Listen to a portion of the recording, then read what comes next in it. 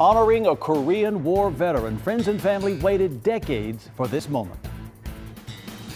Two former Texas jailers punished years after an inmate dies on their watch. Why, the family says they forgive, but they are still angry.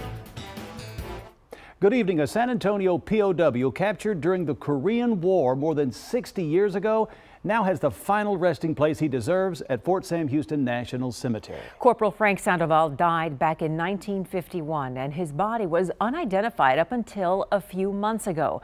Eyewitness News reporter James Keith was at the funeral service today. And James, I understand Corporal Sandoval's family had a surprise visitor. They did. Oscar Cortez served with Corporal Sandoval during the Korean War. He's believed to be one of the last people to see Sandoval alive. And today, he got to see him arrive home.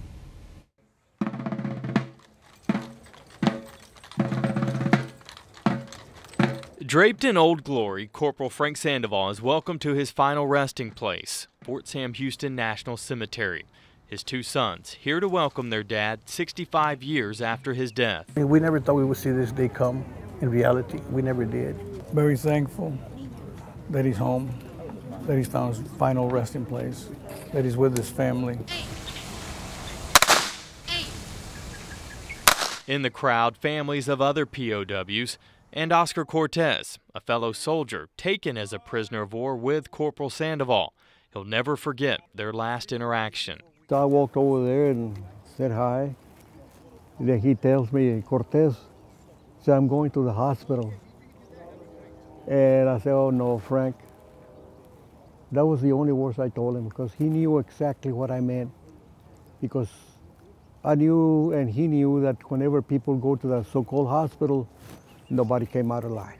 Cortez says Sandoval never came back. He never asked what was wrong, but knew everyone in the camp was miserable. The conditions were terrible.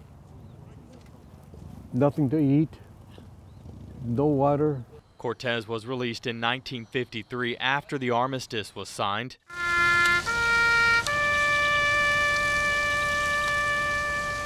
And now, decades later, his friend is free too.